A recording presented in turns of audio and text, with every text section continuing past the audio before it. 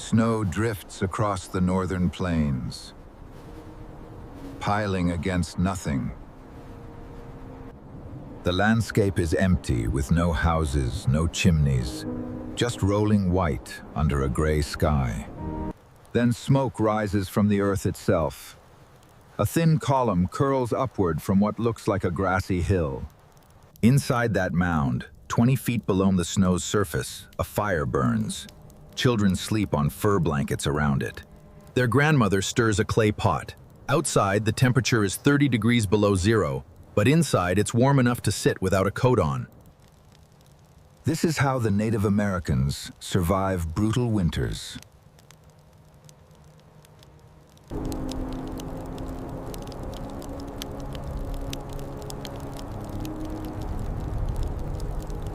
For thousands of winters, Native American tribes across the continent survived cold that could kill an exposed human in minutes. They had no furnaces, no insulation as we know it, no fossil fuels. But what they had was something more fundamental. They understood that the ground beneath their feet held heat. And so they dug into it, building homes that were part architecture, part geology. These weren't simple caves built on a rush. They were engineered systems, including temperature-controlled shelters with managed airflow, structural reinforcement, and fuel efficiency that rivals modern passive solar design. The Mandan and Hidatsa of the northern plains built earth lodges. The interior Salish and Sahaptin peoples of the Plateau dug pit houses along frozen rivers. The Mogollon and ancestral Puebloans of the southwest carved dwellings into desert mesas. Each culture solved the same problem. But the physics are simple. Soil doesn't change temperature quickly.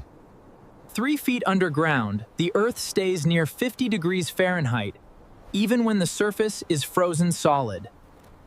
Air, by contrast, loses heat instantly to wind. A fire in an open shelter might warm your face. But the cold steals that heat before it can settle. If you put that same fire in a room wrapped in earth, the soil becomes a battery, absorbing warmth during the day, releasing it slowly through the night. This is thermal mass, and it's why cellars stay cool in summer and warm in winter. Native builders knew this, not from textbooks, but from keen observation. They felt the stillness of a dugout space, the way air inside moved differently. A small fire could heat a large room if the walls were thick enough.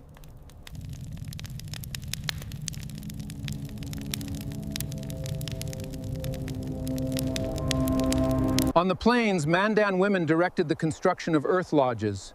They marked a circle in the prairie sod, sometimes 60 feet across, And dug a shallow pit. 4 massive cottonwood posts, each a foot thick and forked at the top, were planted at the center.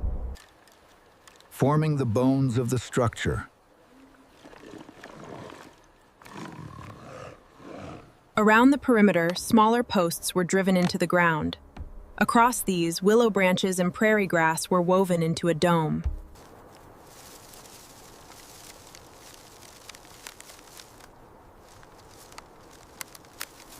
Then came the critical layer, a foot of packed earth and sod, heaped onto the roof until the lodge looked like a natural hill.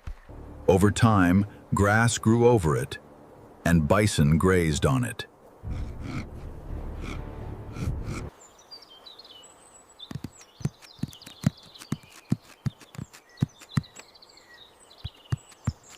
Inside, the design managed 2 opposing needs, keeping heat in and letting smoke out. The hearth sat at the center, directly below a hole in the roof's apex, and smoke rose naturally toward that opening.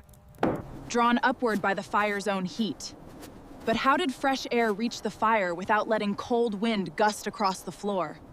The answer was the entry tunnel, a low passage 6 to 12 feet long that opened to the south or east. Cold air crept along this tunnel, entering low and moving toward the flames. The fire consumed it, heated it, and sent it upward as smoke. The system itself was self-regulating. And the hotter the fire, the stronger the draft. There are no fans, no bellows. It is just convection doing what it does.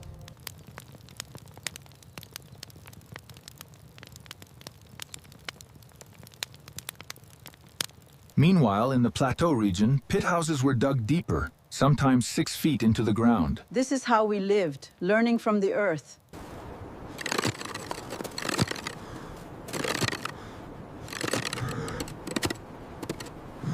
Families entered through the roof in early designs, descending a notched log ladder into the warm hollow below.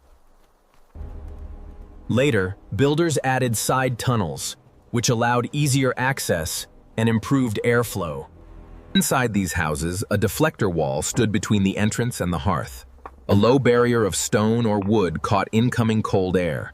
Without that wall, drafts would blow directly onto people sitting by the flames. With it, the air flowed smoothly. The ancestral Puebloans refined this system further.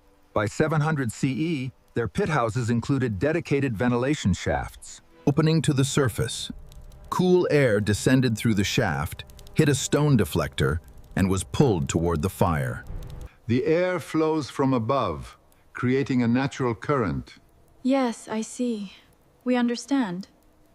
As the hearth consumed oxygen, the heated air rose and exited through the roof hole, causing pressure difference to draw more fresh air down the vent. The result of this was a continuous cycle. Oxygen came in, smoke went out, and the warmth was retained. But these homes weren't only practical. The Mandan believed the 4 central posts represented the pillars holding up the sky. Puebloan families carved small holes in their floors, known as sipapu, which symbolized the portal through which their ancestors emerged from the underworld. And every time they cooked or slept in that space, they lived inside a creation story. Women owned the lodges they built. Grandmothers taught granddaughters which wood wouldn't rot, Which angle shed snow, and which prayers to say when raising the center posts. 82 pre-industrial cultures across the globe built pit houses. From the Arctic to the Andes, from Siberia to ancient Japan, people independently discovered that winter's answer lies beneath your feet. The logic is universal. The earth is older than any storm, steadier than any flame, and it asks nothing in return for its warmth but respect. The Native Americans understood they didn't conquer winter, but collaborated with it, using soil and fire and knowledge passed down through generations. When spring finally came, families climbed the ladder into daylight, blinking in the sun. The ground had kept them alive. Again.